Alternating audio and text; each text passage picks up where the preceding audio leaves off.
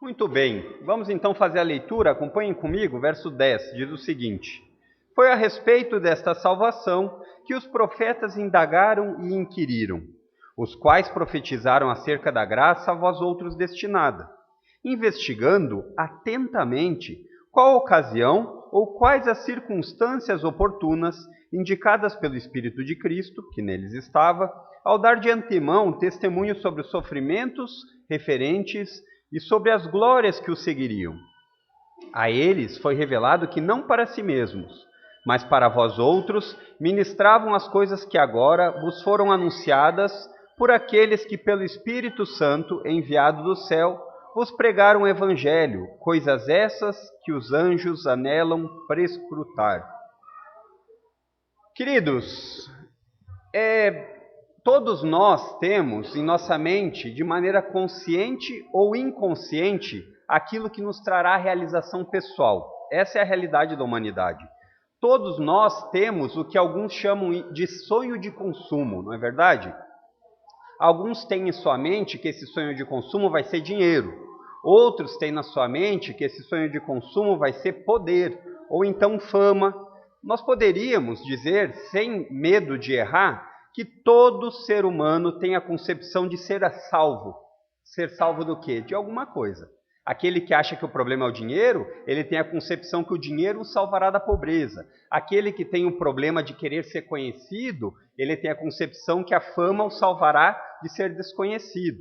Então, todas as pessoas imaginam o que elas consideram indispensável na vida e elas lutam por isso. Essa é uma realidade da humanidade.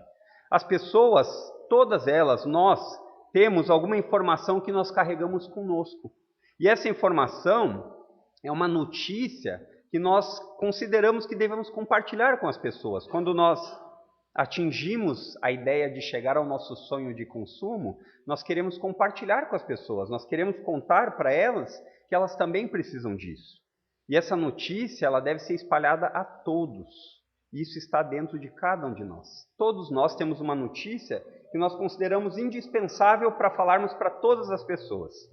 E é exatamente disso que Pedro trata em sua carta. Ele usa aqui de informações importantes do passado para demonstrar como seus leitores, a quem Pedro escreveu, deveriam ser considerados privilegiados de ter acesso a essa notícia quentinha, essa notícia fresca, que foi anunciada há muitos anos atrás, centenas de anos atrás, mas que naquela época que ela foi anunciada, ela não tinha todas as informações. Ela não tinha luz o suficiente para entender o que aquela mensagem queria dizer. Mas os seus leitores agora, eles poderiam compreender de maneira plena, compreender isso de uma forma que pudesse trazer alegria aos seus corações, mesmo em meio ao sofrimento. Vocês devem lembrar que Pedro aqui escreve para um povo que estava prestes a perder a vida por ser cristão. Qual era a condenação de ser cristão naquela época? A morte. Então Pedro escreve aqui, em meio ao sofrimento, uma notícia, uma mensagem que deveria trazer alegria ao coração deles. E Pedro demonstra a eles algo que nenhum ladrão pode roubar. Ele demonstra algo que nenhum tempo pode estragar e que nem mesmo a morte pode exterminar. Vamos orar uma vez mais? Querido Deus, nós sabemos que todas as vezes que o teu texto é explicado, o Senhor é capaz de trazer transformação às vidas. E nós te pedimos que o Senhor nos ajude para que o texto possa ser explicado e que os nossos corações possam estar receptivos à tua mensagem. Nós sabemos que essa tarefa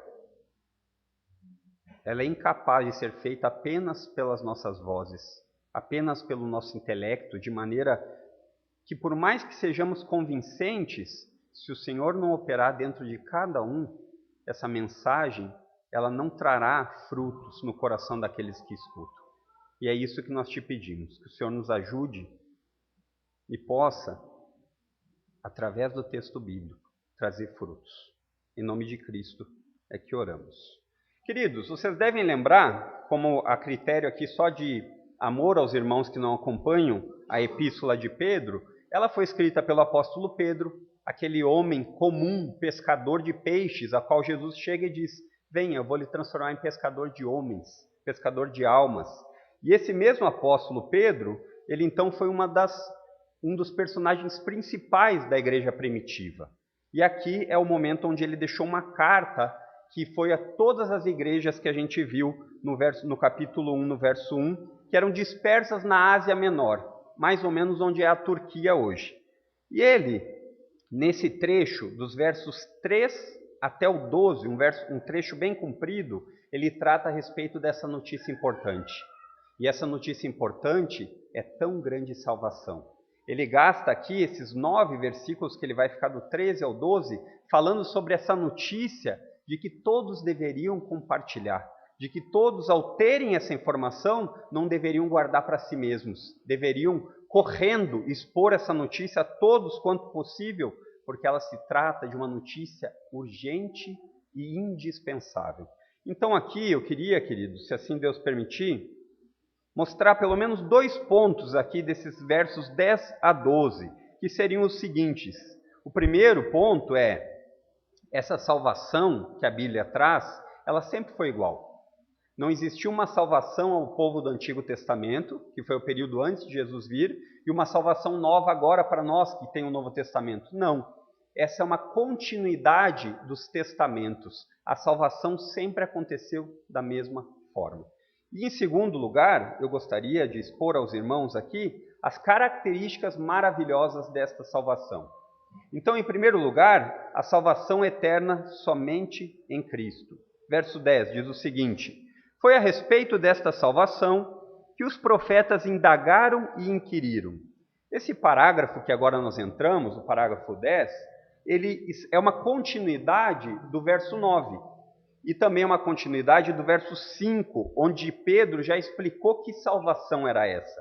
Então, Pedro agora ele vai continuar dizendo, expondo um pouquinho mais, como essa salvação aconteceu e quando ela foi anunciada. Desde que tempo ela foi anunciada? Era algo novo? Apenas os leitores de Pedro saberiam? Ou era uma mensagem que já tinha sido anunciada há muito tempo? Então aqui o propósito dele é demonstrar que tal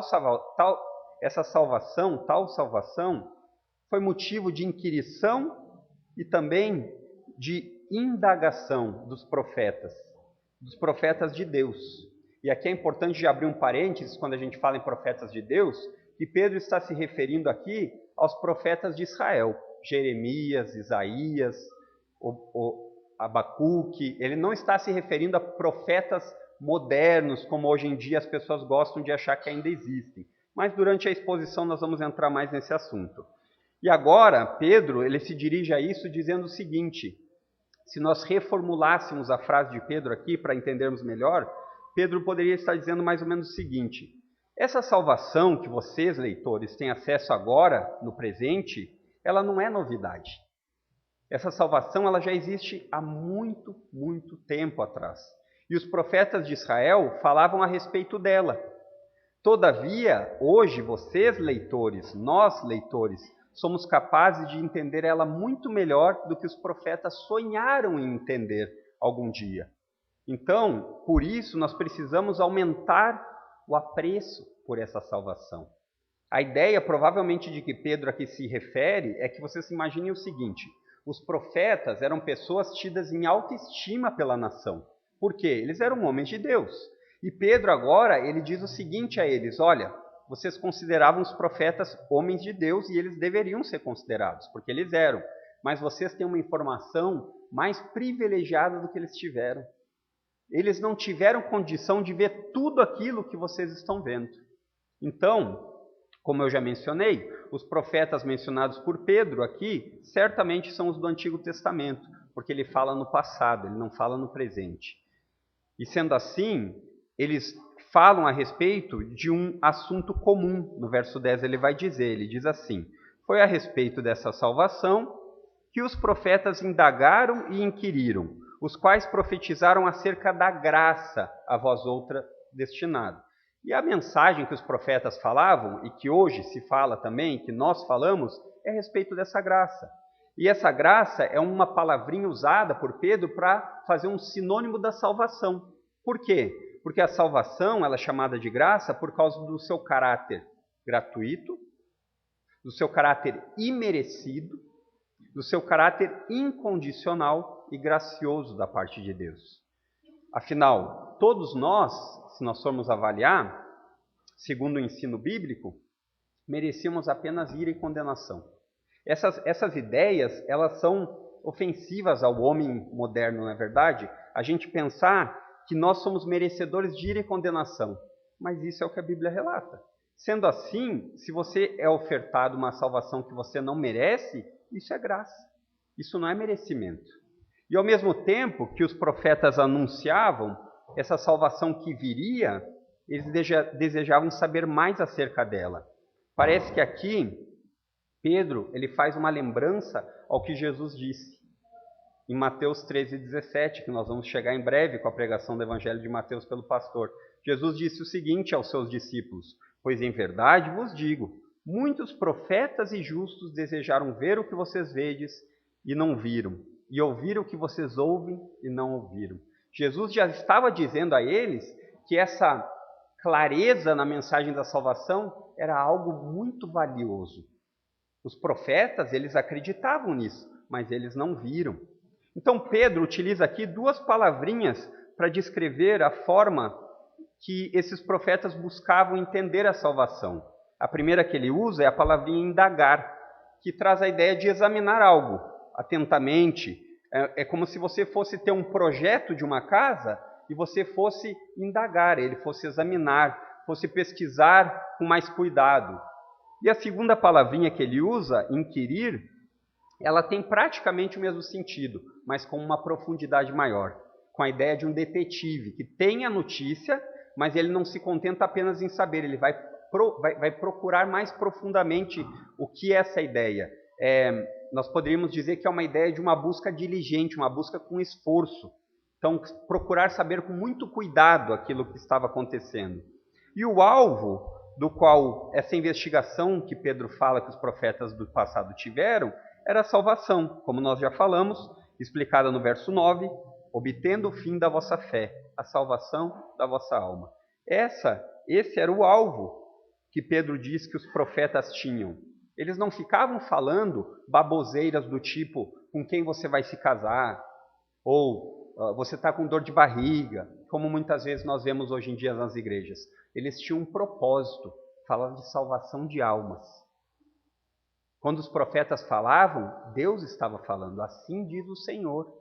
Então, nós precisamos ter muito cuidado em considerar o que os profetas falavam para não ter perigo de escutar qualquer coisa e achar que vem da parte de Deus.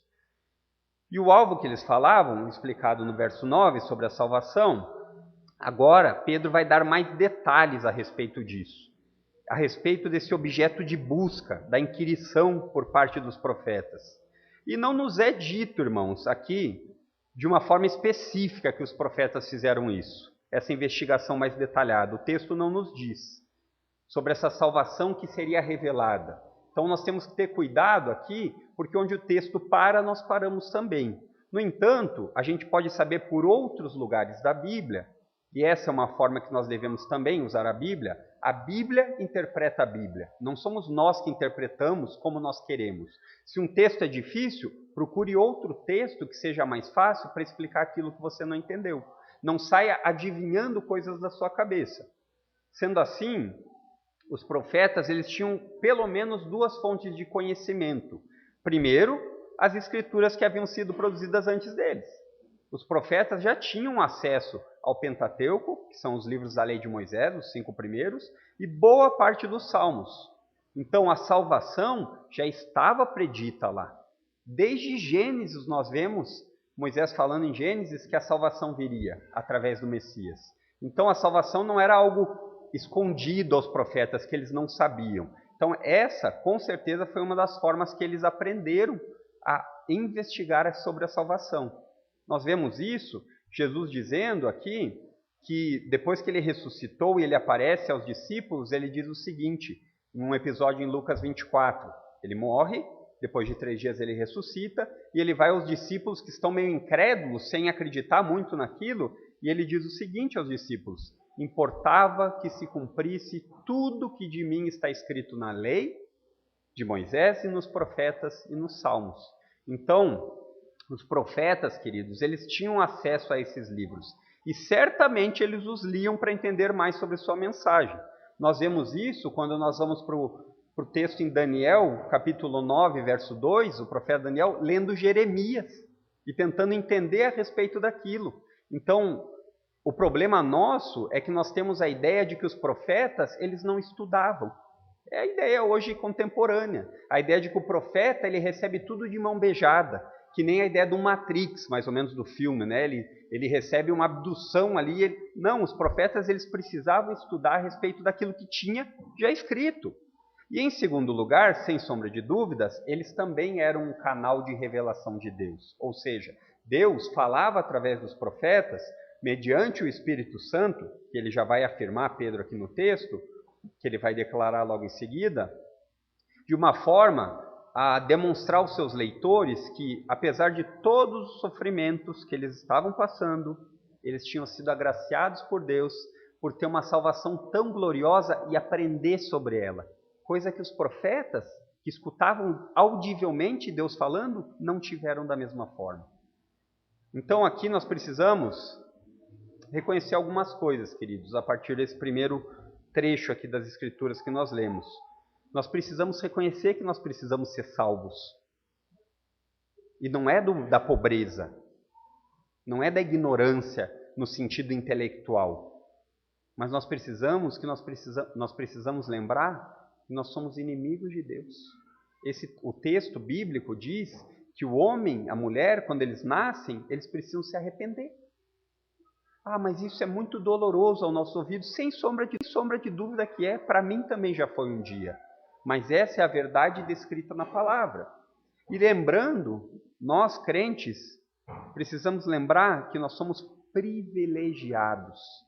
Não é que você é melhor que alguém e por isso você é salvo. Não, ninguém é bom o suficiente, mas Deus salva alguns. E aqueles que são salvos devem se sentir privilegiados, porque eles não têm merecimento nenhum. E mais que isso, Pedro falando aos seus leitores, eles deveriam se sentir abençoados por tão grande salvação.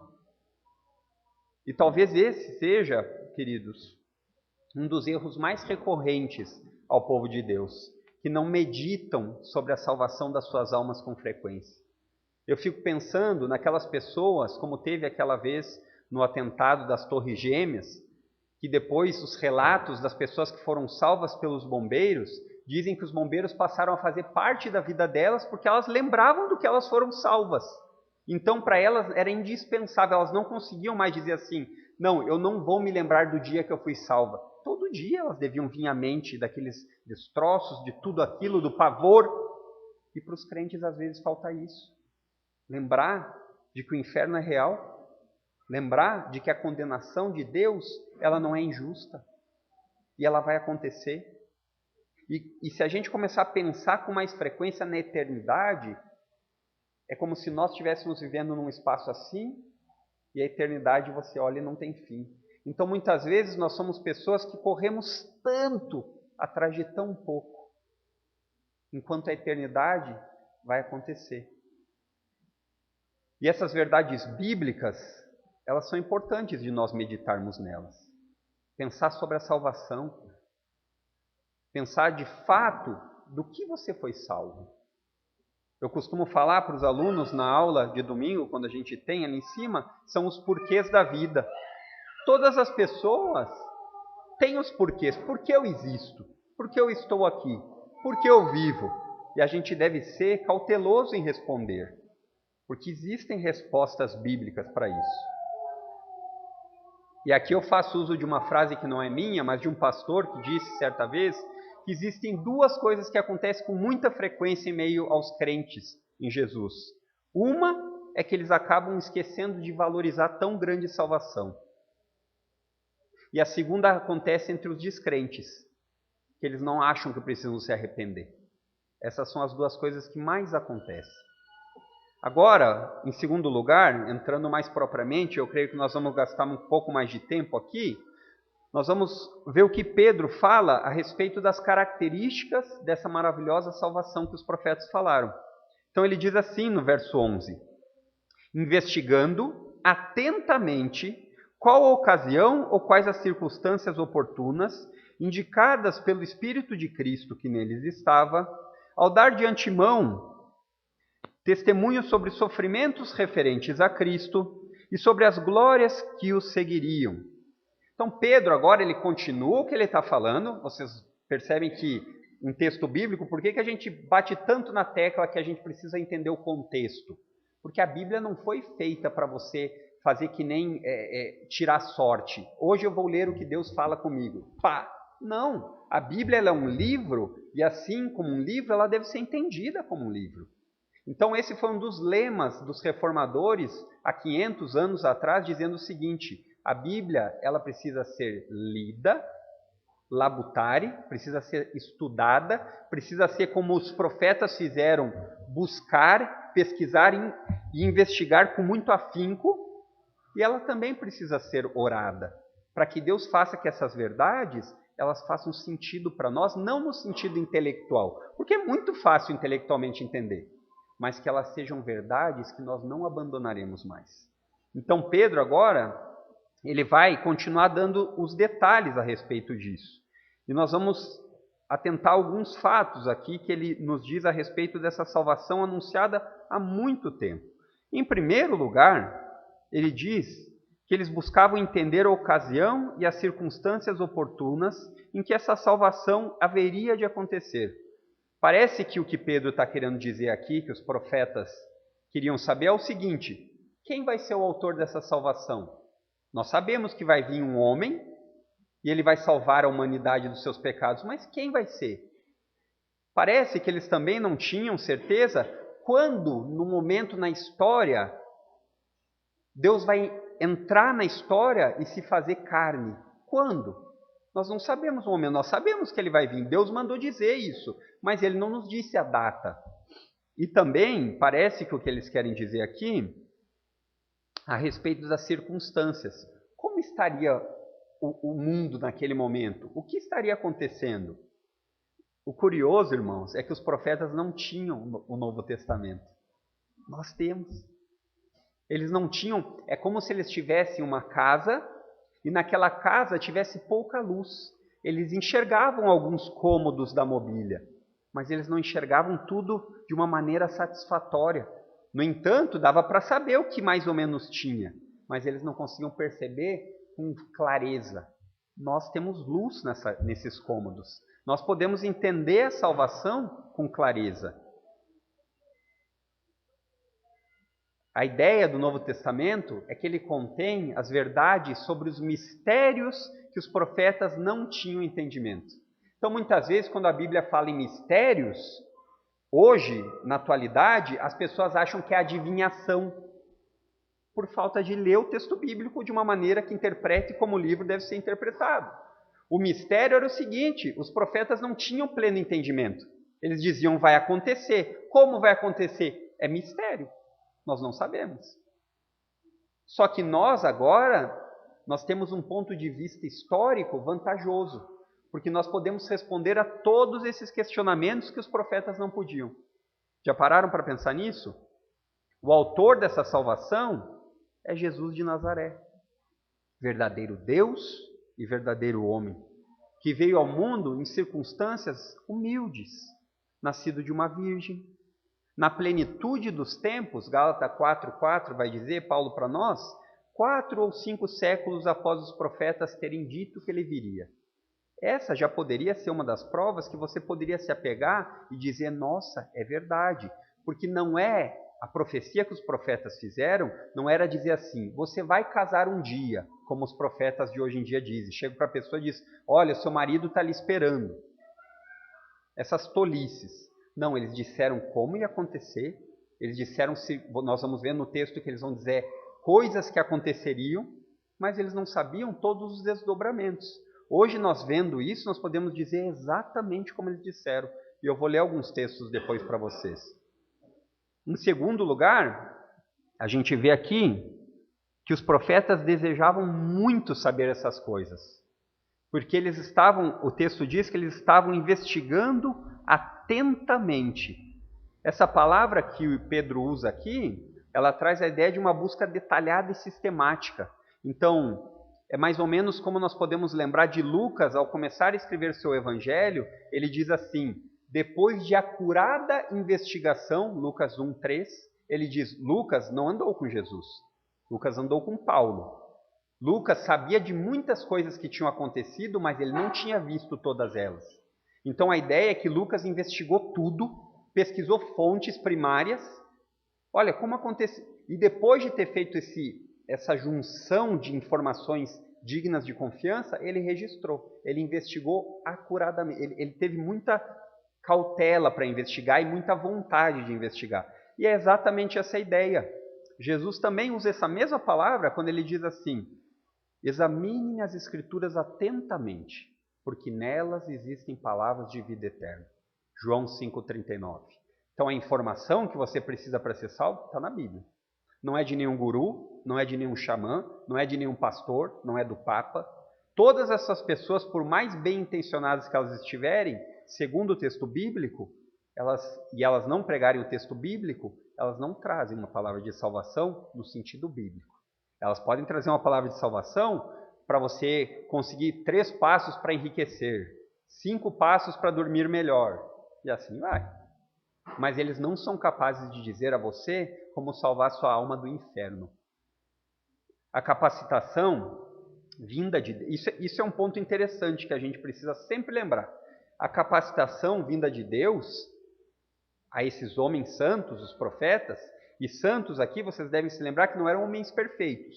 A ideia do conceito da palavra santo para a Bíblia é uma pessoa que vive para Deus, com falhas, com dificuldades, não no sentido católico de perfeito, mas no sentido bíblico de separado.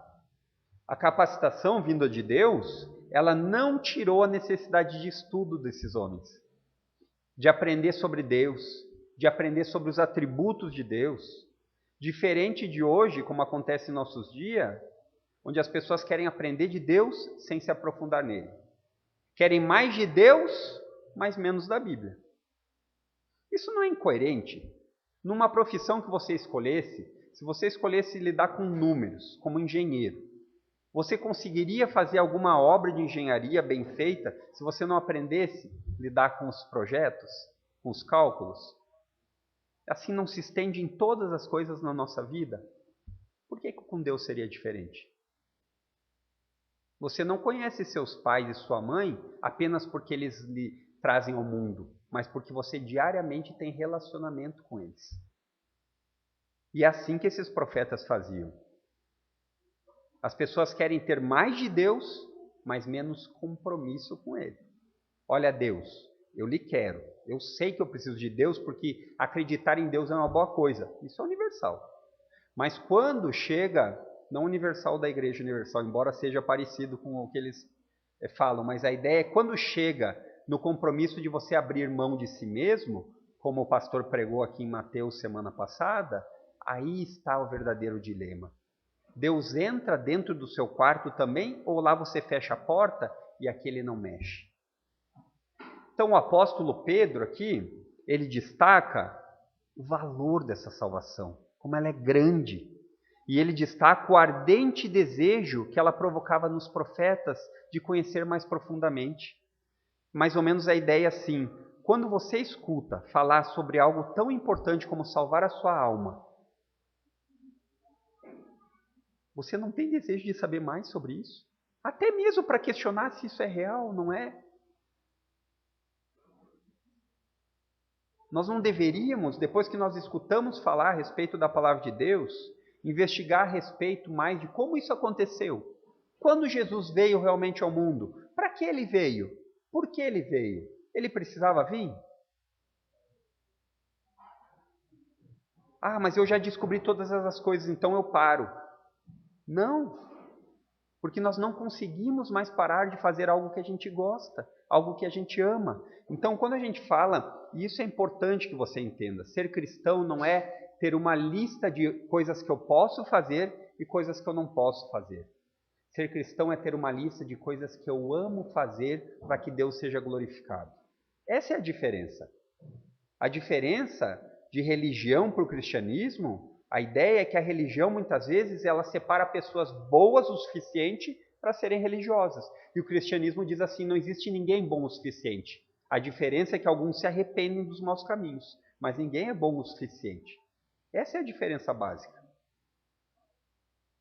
E eu fico pensando, queridos, sinceramente, porque é o que nós vemos na nossa experiência comum, é o que nós vemos na nossa comunidade, uma pessoa que não tem nenhum contato com a Bíblia, que não tem nenhum contato com bons livros cristãos, que lê ou quando lê, nunca tem dúvida de nada. Não parece ser algo contrário ao que Pedro fala dos profetas, que investigavam com vontade, que procuravam descobrir? Parece que é esquisito, no mínimo, não é? Uma pessoa que diz que ama a Deus, não tem curiosidade de aprender mais sobre Ele. Então, é mais ou menos como se nós fôssemos reformular a frase aqui dizendo o seguinte: os profetas, eles sabiam o que eles estavam profetizando. Eles não tinham uma espécie de... eles não eram tomados naquele momento e daí eles falavam as coisas e depois... Não era assim que acontecia. Os profetas, eles sabiam o que eles estavam profetizando, mas eles não sabiam em que momento específico a respeito dessas profecias sobre o Messias prometido, sobre o Salvador, iam se cumprir. Essa é a ideia. Em terceiro lugar, nós vemos que tudo o que eles fizeram foi debaixo, aqui, ó, a parte B do verso 11, investigando atentamente qual ocasião ou quais as circunstâncias oportunas indicadas pelo Espírito de Cristo que neles estava. Então, tudo que os profetas fizeram não foi por sua própria vontade, no sentido que eles não tiveram ajuda. O texto aqui, Pedro nos diz que eles tiveram a ajuda, eles foram completamente influenciados pelo Espírito de Cristo. E Pedro está confessando. Aqui é legal da gente lembrar uma coisa. Tem aqui, eu já falei algumas vezes, e eu falo na aula seguida, que existem alguns textos bíblicos que eles têm que estar marcados na sua vida. Por exemplo, quando nós vamos falar de pecado, o texto, nenhum, criança. Gênesis 3. Quando nós vamos falar sobre renovação da mente, a gente fala de Romanos 12. E quando a gente quer falar que a Bíblia é inspirada por Deus e o Antigo Testamento também, aqui é um dos textos bons da gente ter na mente. Por quê? Porque Pedro está dizendo que o mesmo Espírito que estava nele, como um servo de Cristo, estava nos profetas há centenas de anos antes. E aqui a gente vai ver certamente Pedro falando, e ele fala na sua segunda carta o seguinte: nenhum dos escritos proféticos foram escritos apenas por vontade humana. Mas homens movidos pelo Espírito Santo falaram da parte de Deus. Ele fala isso na segunda carta dele, capítulo 1, verso 21. Então, esses textos chaves, nós precisamos ter na nossa mente, para que quando as pessoas nos questionem, nós saibamos falar qual é a razão da nossa fé. Por que você acredita? Porque os textos bíblicos são coerentes. Como eles são coerentes? Uma coisa que aconteceu no passado é confirmada no presente. Homens que não sabiam o que ia acontecer falaram, e agora aconteceu. Por isso, nós podemos considerar o Antigo Testamento também palavra de Deus, infalível, ou seja, sem erros, e autoritativa, ou seja, ordem. Autoritativo quer dizer, muitas vezes eu vou chegar no texto e vou ter dificuldade com ele, porque muitas vezes o texto nos esmaga mesmo. Mas saber que se a palavra é autoritativa, ela deve sobressair e você diminuir. Nós não temos homens a quem nós seguimos sem questionamento. Nós não temos um papa que diz uma coisa e nós não questionamos. Nós temos a palavra de Deus, que ela está bem escrita, definida, e nós podemos investigar aqui se o que aquele homem está dizendo da parte de Deus está ali ou não. E somente Pedro e Paulo usam, se você talvez estivesse se perguntando, usando essa palavra para caracterizar o Espírito Santo de Deus como o Espírito de Cristo. Paulo fala isso também em Romanos 8:9. E parece que aqui Pedro escolhe isso porque ele estava falando a respeito da salvação que os profetas estavam dizendo. Então, como o alvo dessa salvação era Cristo, Parece que é o mais comum de Pedro dizer que o Espírito de Cristo estava neles. Cristo, afinal de contas, aqui era o assunto do que ele está dizendo, era o tema e era o conteúdo das revelações dos profetas no Antigo Testamento. No Antigo Testamento, os profetas diziam: vai vir um homem, ele vai ser de Nazaré, ele vai nascer de uma virgem, ele vai ser homem de dores, ele vai sofrer muito. Eles diziam tudo isso, mas eles não sabiam quem era. Então, o Espírito Santo, ele indicava, embora isso fosse feito apenas com sombras. O texto diz: o Espírito de Cristo que neles estava, ele indicava. Qual a ideia de indicar aqui? É o seguinte: no Antigo Testamento, vocês lembram da ideia da casa com pouca luz? Isso é a ideia de sombras. É a ideia de que no Antigo Testamento eles enxergavam as coisas, mas não de uma maneira completa. Por exemplo, eles tinham rituais cerimoniais de sacrifício pelos pecados, não tinham? Tinham. Eles sacrificavam cordeiros. Para quê? Para que o pecado fosse perdoado. Nós vemos no Novo Testamento, Jesus é o Cordeiro de Deus. Então, o que eles enxergavam apenas como uma sombra, nós enxergamos claramente. Paulo, em Colossenses 2,17, ele diz que todos aqueles rituais do Antigo Testamento, eles eram sombras das coisas que haveriam de virar realidade em Cristo. Então, por exemplo, os tabernáculos, aquelas tendas que precisavam ser feitas. Hoje Jesus, ele não habita em templos. Jesus não está aqui nesse templo.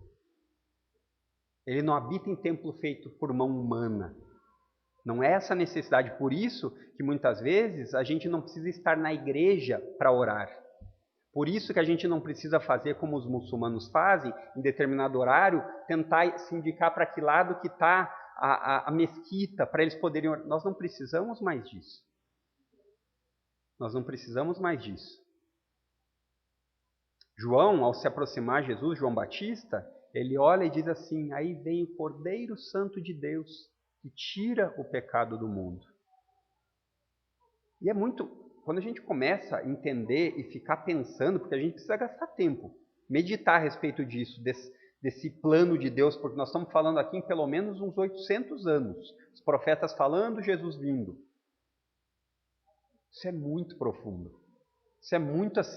Quando a gente começa a pensar nisso, isso precisa ter duas reações. Ou você vai ficar impressionado com isso e abraçar, ou você vai achar que é loucura e vai rejeitar. Ficar indiferente com uma mensagem dessa, não tem como.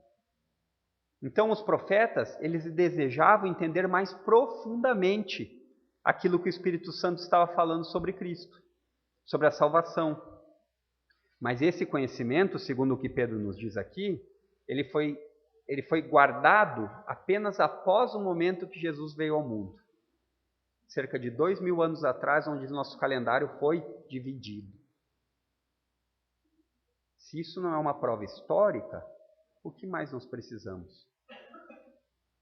Um calendário dividido pelo nascimento, antes de Jesus e depois de Jesus. E eu gostaria, irmãos, que nós realmente compreendêssemos a maravilha dessa salvação. Porque aqui nós não estamos falando, como o pastor Fernando muito bem disse, sobre salvação temporária de problemas. Porque eles vêm, eles parecem que fazem fila, pelo menos para mim. Sai um, o outro está na porta tentando entrar, não é verdade?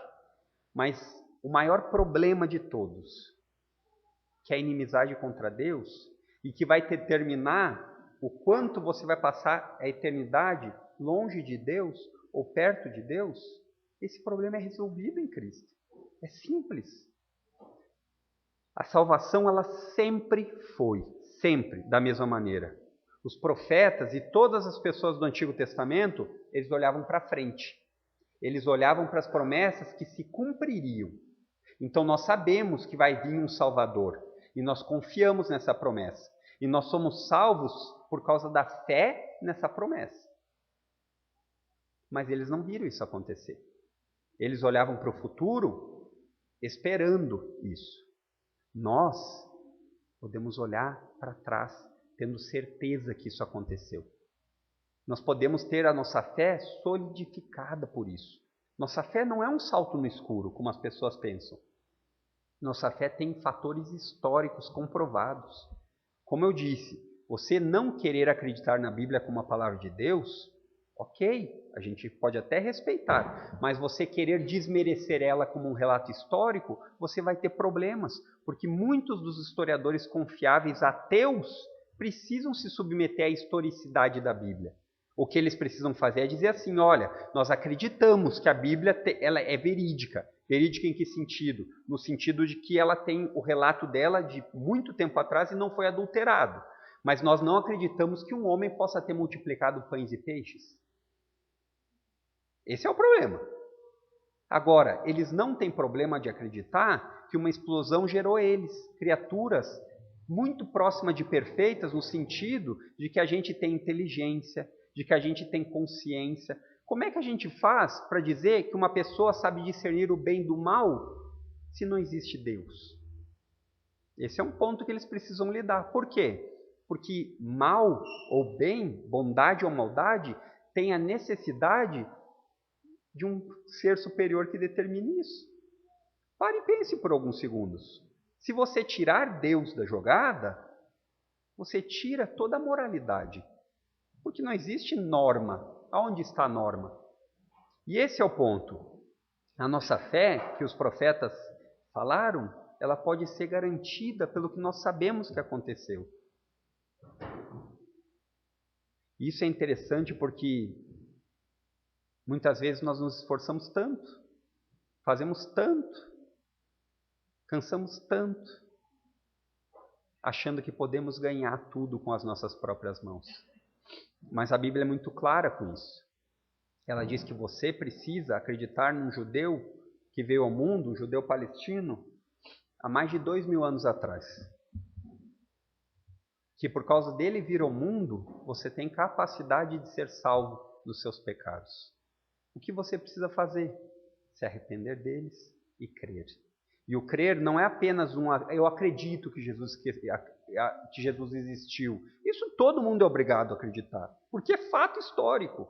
Mas o crer, ele traz junto a ideia de confiar, de você depositar a sua vida, a partir daquele momento, nele.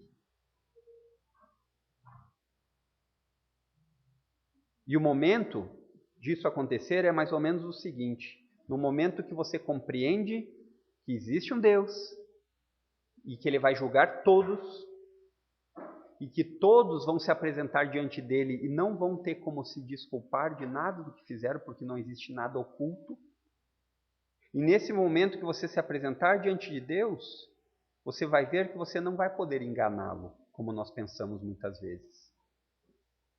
Você é incapaz. Você chegar naquele momento e dizer, Senhor, aqui está todo o meu ouro, minha prata. E ele dizer assim, isso não serve nada para mim, porque sou o dono da prata e do ouro. E aqui parece que vem na mente, ecoando, o discurso de uma das melhores pregações expositivas que Pedro faz na Bíblia, de Atos 2,14, onde ele descreve todo o plano de salvação de Deus, começando na lei e nos profetas e terminando na ressurreição e na crucificação de Jesus. E aí, aquele pessoal, em Atos 2,14, eles dizem assim, eles entenderam a mensagem e eles dizem, o que nós podemos fazer para ser salvos? Porque eles entenderam aonde eles estavam indo, o problema que eles tinham. E Pedro diz, se arrependam e sejam salvos pela fé em Cristo.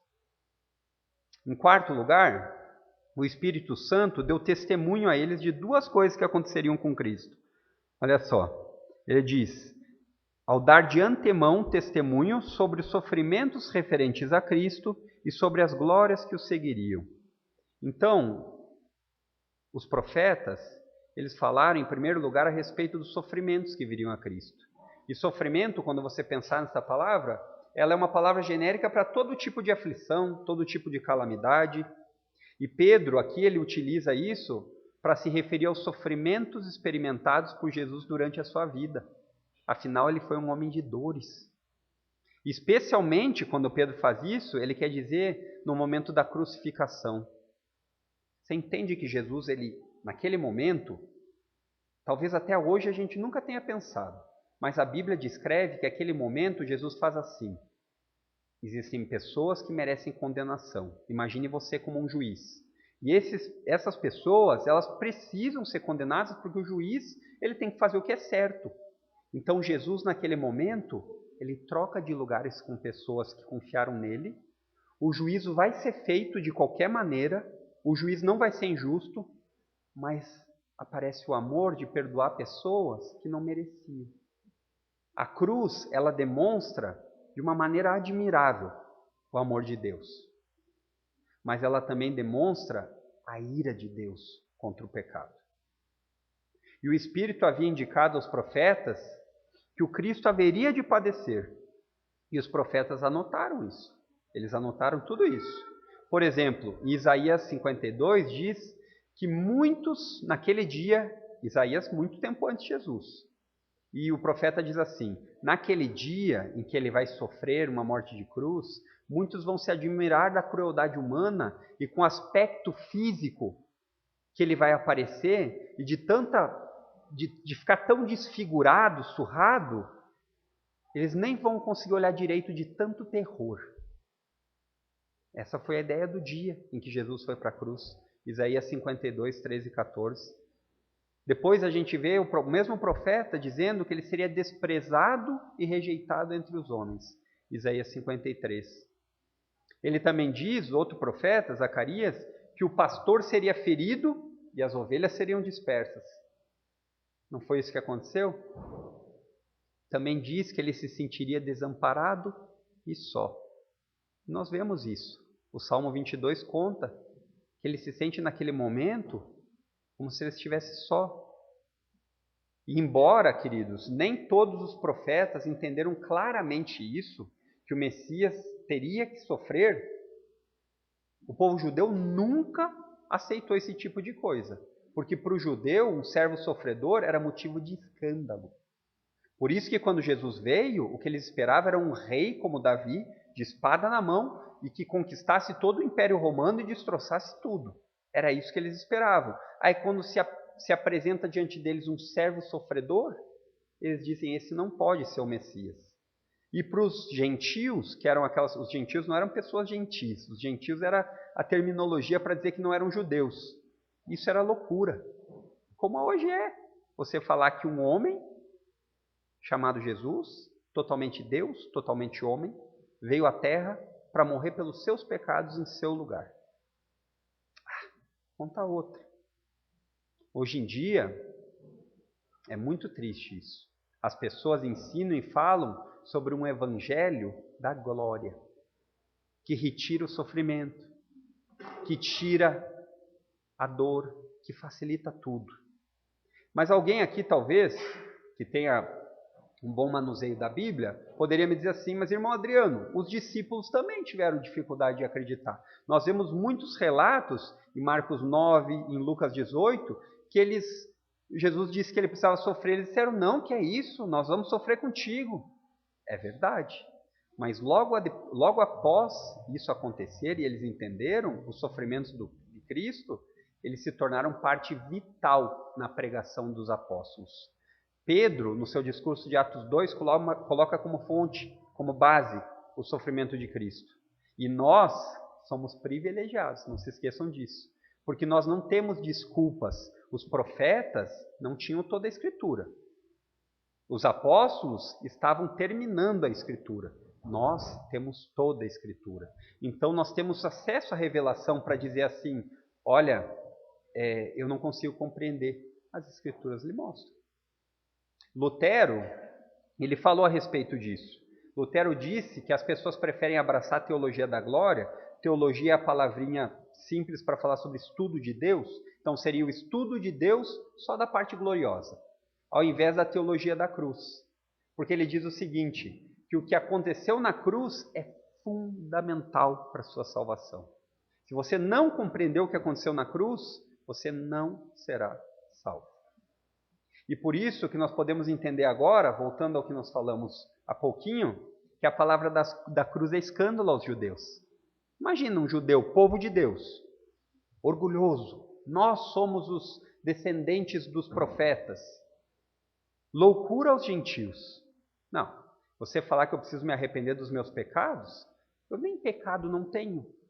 De vez em quando eu minto. Mas isso não pode ser considerado uma coisa muito ruim. E Paulo termina dizendo, mas para nós que somos salvos da ira, o Evangelho, a palavra da cruz, é poder de Deus. A mensagem, queridos, não é difícil de entender. Quando você falar sobre o Evangelho, não é difícil de entender. É difícil de engolir. Não é difícil de entender. Você consegue explicar para uma criança de 3, 4 anos com as suas limitações. Você explica, não nos mínimos detalhes teológicos, mas ela consegue entender que ela precisa ser salva. Quando você chega numa pessoa adulta, ela entende ainda mais. O problema é que muitas vezes ela não quer engolir. E a segunda indicação do Espírito Santo aqui que nós vemos é que depois disso, o Cristo haveria de receber glórias. Após esses sofrimentos, após toda essa dor, aqui é uma clara referência à ressurreição e à exaltação de Jesus à destra de Deus. A segunda vinda dele e julgar o mundo. Tanto o sofrimento de Jesus, quanto a exaltação dele foram anunciadas pelos profetas. Isaías novamente diz, porque um menino nos nasceu. O governo está sobre os seus ombros, e o seu nome será maravilhoso conselheiro, Deus forte, Pai da eternidade, príncipe da paz. Para que se aumente o seu governo e venha a paz sem fim sobre o seu reino. Ele estava falando de uma coisa que ele não via. Então, quando o judeu escutava isso, e ele dizia assim, o Messias vem para reinar e vai haver paz. Ele não entendia a mensagem completa. Ele não entendia que o Cristo tinha que sofrer também. Mas o profeta foi bem claro. Sabe por que ele não entendeu? Não é que a mensagem era difícil de entender, é porque era difícil de engolir. Esse é o ponto. E assim, queridos, como as profecias referentes ao Messias, que é a palavra para Salvador, se cumpriram, essa mesma certeza, já que se cumpriu uma vez, você pode ter certeza que vai se cumprir de novo. Jesus disse, eu vou, mas logo volto. E logo volto para estabelecer meu reino de uma vez por todas. Primeiro, Jesus veio como servo sofredor, na imagem de uma ovelha que foi ser morta e nem gritou. Mas agora ele diz que ele volta como um rei supremo, como um leão que não vai mais ter nenhum tipo de problema em subjugar os adversários. Por isso não perca tempo, porque vai chegar um dia em que as ovelhas vão ser separadas dos bodes. Em outras palavras, vai chegar um dia em que Jesus vai voltar e vai separar aqueles que confiam nele daqueles que não confiam nele. Aqueles que confiam para a alegria eterna para sempre com ele, onde ele diz que não haverá choro, não haverá depressão, não haverá sofrimento. Você não vai mais sentir dor, você não vai mais andar aflito.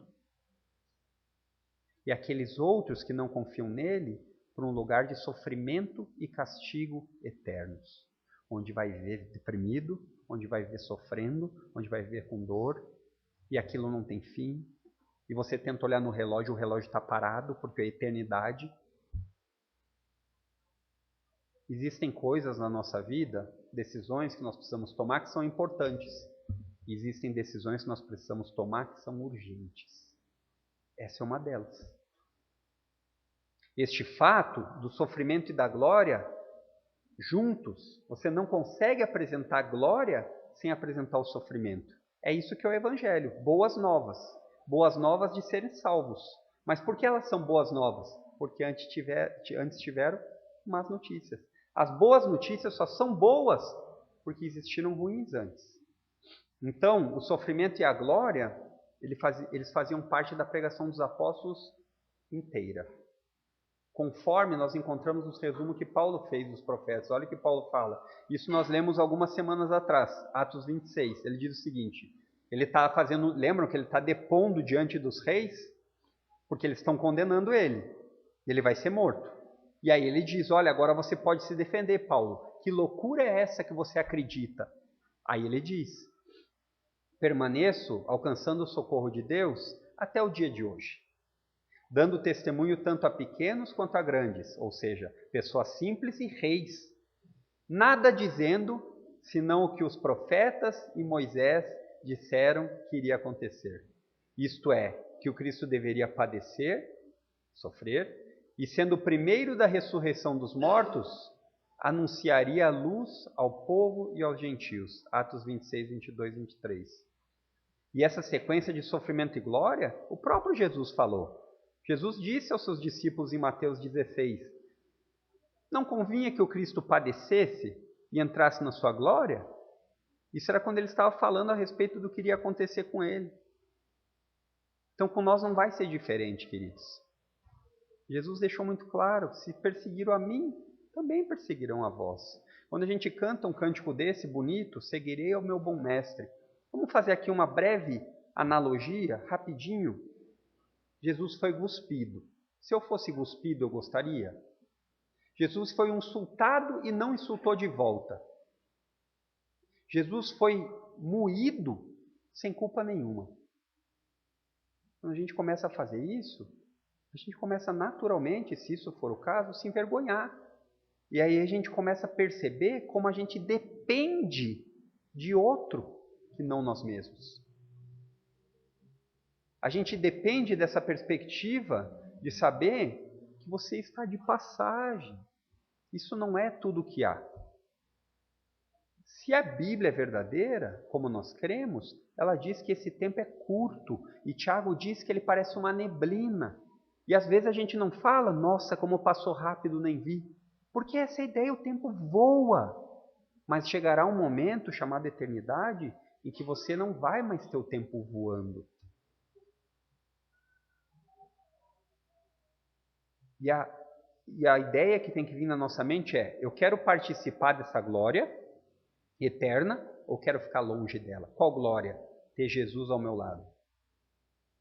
Do Senhor Jesus que ressuscitou, garantindo a ressurreição. Então, Paulo ele usa muitas vezes, aqui nós estamos falando Pedro, mas eu não me confundi não. Paulo ele usa muitas vezes argumentos lógicos para a gente entender. Ele diz o seguinte, se Jesus ressuscitou, é a garantia que você vai ressuscitar também.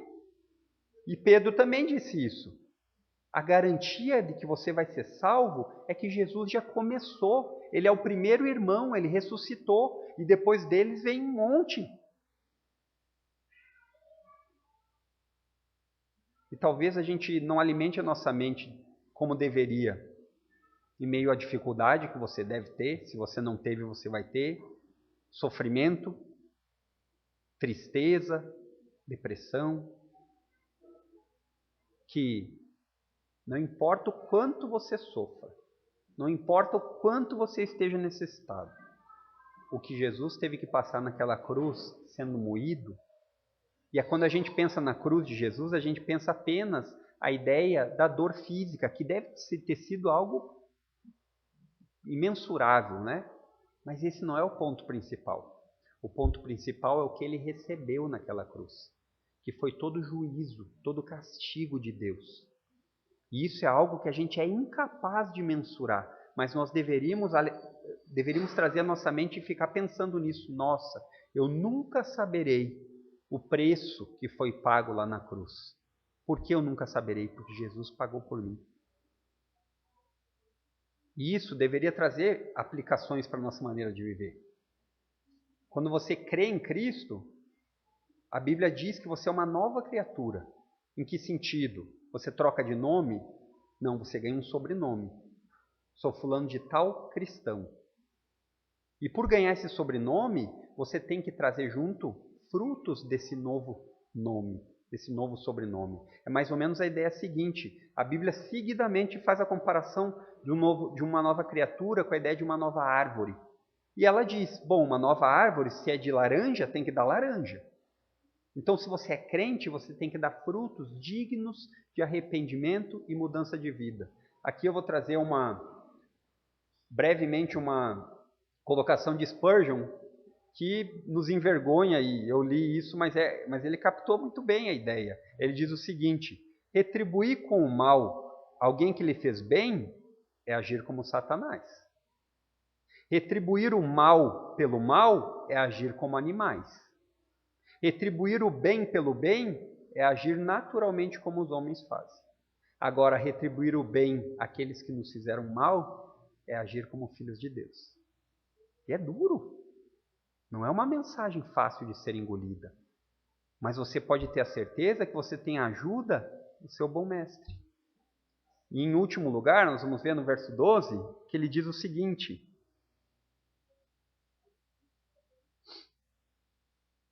Verso 12.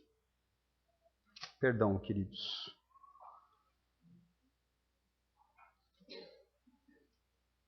Aqui mesmo. A eles foi revelado que não para si mesmo, mas para vós outros, ministravam as coisas que agora vos foram anunciadas por aqueles que, pelo Espírito Santo enviado do céu, vos pregaram o Evangelho, coisas essas que os anjos anelam prescrutar.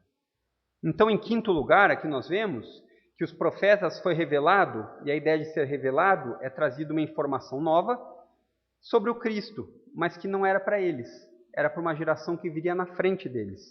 Isso não quer dizer que o profeta não foi salvo. Lembre-se disso. Eles foram salvos por confiar na promessa.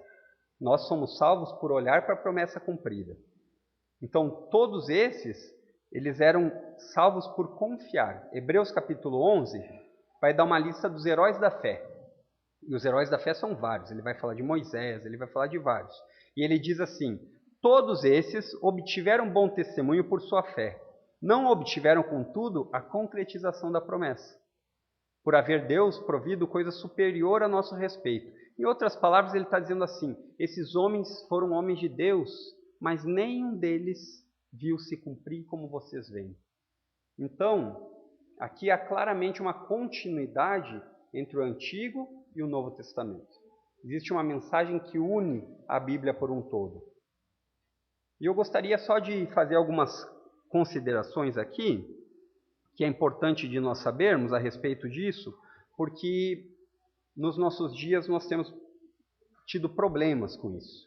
Que é a ideia de profetas, a ideia de revelação, a ideia de apóstolos. Hoje as pessoas se intitulam com muita facilidade nisso.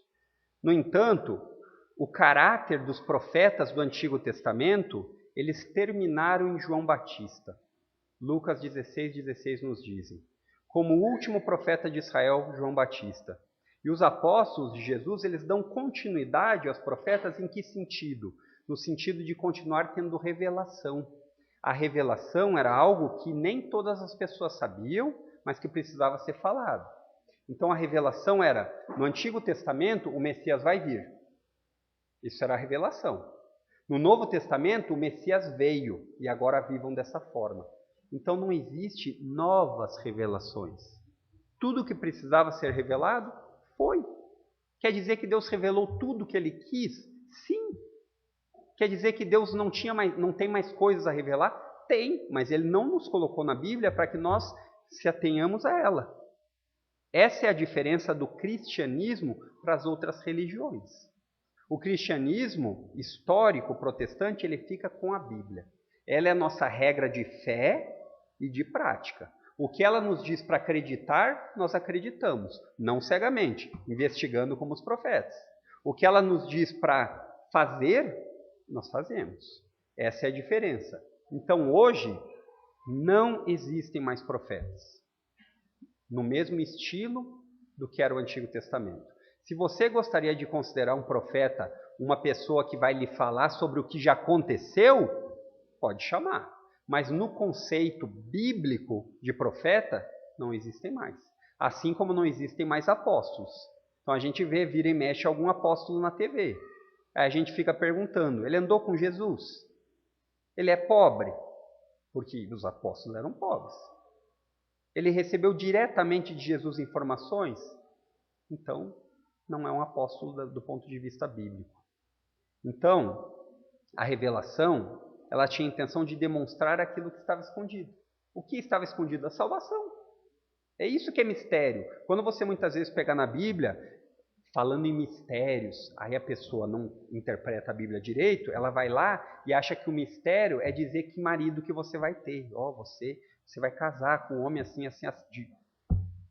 E o pior não é isso. O pior é que tem fila de pessoas para escutar essas revelações. Então, sempre foi a ideia da revelação em relação ao plano de Deus. Os profetas diziam, Deus vai trazer juízo e Deus vai trazer salvação. Deus vai trazer juízo e Deus vai trazer salvação. E hoje, porque a revelação está completa, tudo que nós precisamos para o nosso proveito está aqui. Então, existe hoje essa moda no meio evangélico, principalmente, de ficar adivinhando. Isso nada mais é do que um adivinho, essas pessoas. Essas bizarrices que a gente vê. Então, não caia nessa. Porque você tem a palavra de Deus para te direcionar.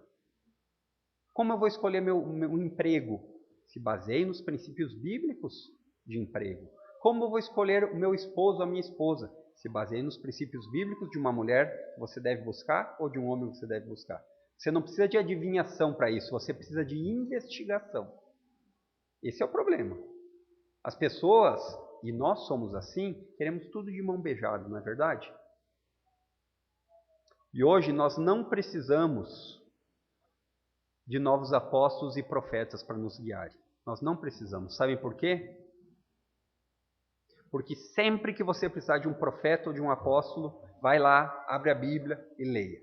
Ele vai falar com você. Você pode pedir para ele informações. Você não precisa consultar novos profetas e novos apóstolos. Isso é importante que nós saibamos, queridos. E por fim, mas não menos importante, Pedro aqui vai dizer que essa salvação ela é tão maravilhosa, mas tão maravilhosa, que os anjos anelam para escrutar. A ideia é que os anjos eles não compreendem. Eles dizem como pode Deus salvar homens? Como pode Deus não dar uma segunda chance a nós anjos? Porque os demônios que existem, eles eram anjos que se rebelaram. Mas a Bíblia deixa muito claro que o plano de Deus é salvar homens, não anjos. E eles não entendem direito isso, porque a Bíblia nos conta que os anjos eles são superiores a nós em poder e força. E eles não conseguem compreender a profundidade da salvação de uma raça humana que ama pecar, ama os prazeres da carne, ama desobedecer a Deus. Os anjos eles só conhecem a salvação porque ela foi manifesta à igreja. Senão eles nunca experimentariam nem de ver. Existe na Bíblia uma palavrinha chamada redenção, que é a ideia de resgatar alguém por preço. Isso era muito comum entre os escravos. Então, o escravo precisava ser pago o dote, pega o escravo. Ele era redimido. E os pais da igreja, os primeiros homens depois dos apóstolos, eles desenvolveram vários argumentos de defesa em relação àqueles que contrariavam a Bíblia. E um deles foi esse que é fantástico, que ele disse o seguinte, Gregório de Nazianzo: aquilo que não é assumido não pode ser redimido. Jesus precisou ocupar a forma humana, porque Jesus não foi sempre homem. Ele era Deus, Espírito. E num determinado momento da história, ele virou um Deus homem.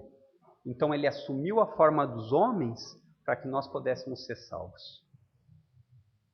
E o objetivo aqui de Pedro, certamente, ao mencionar o interesse dos anjos, é para exaltar a grandeza da salvação. Olha, os anjos olham isso, e essa palavrinha aqui que ele diz, prescrutar, é a ideia de estar acontecendo alguma coisa no movimento e você tenta olhar como é que está acontecendo no prédio. Se você mora num prédio, está na sacada, é mais ou menos a ideia, você tenta olhar aquilo e o que está acontecendo. Eles não entendem, mas nós podemos entender, nós podemos ser salvos.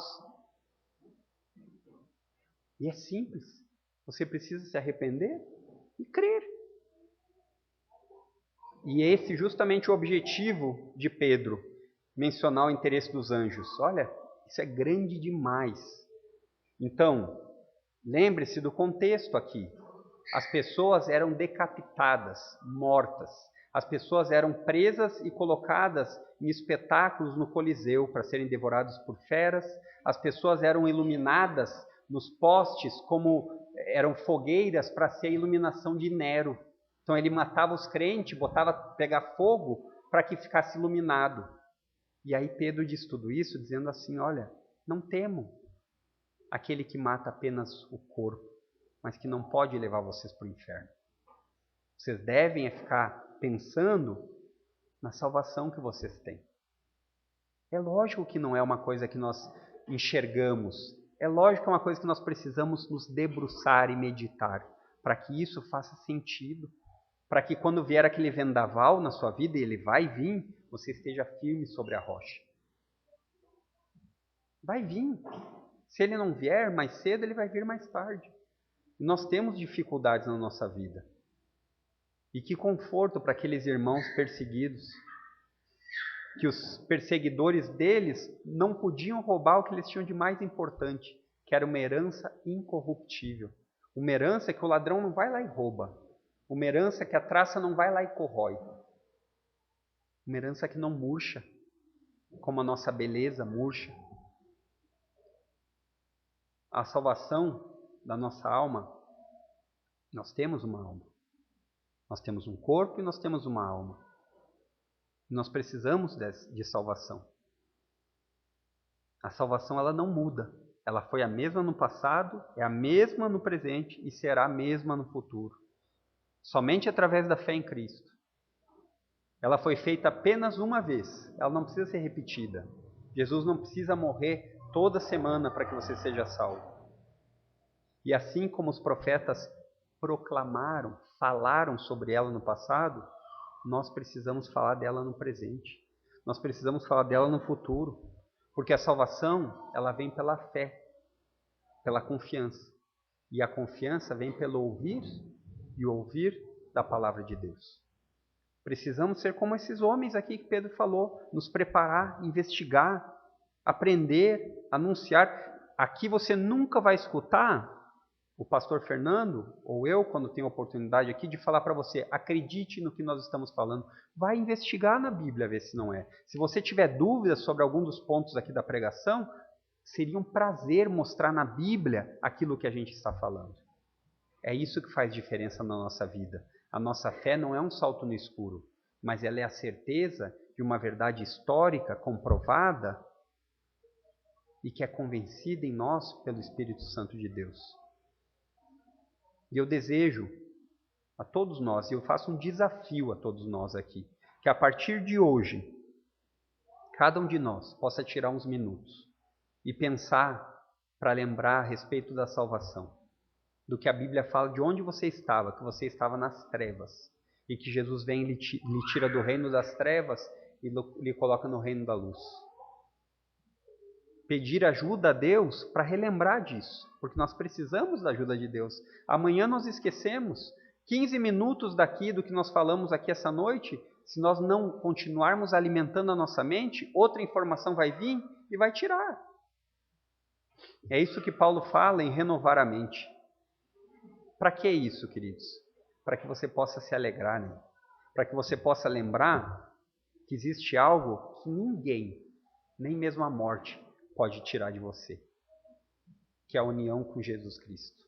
E essa união, ela vale muito mais do que qualquer ouro, prata. Porque até o ouro e a prata, eles murcham e acabam. Mas a salvação em Cristo, ela vai durar para sempre. Vamos orar?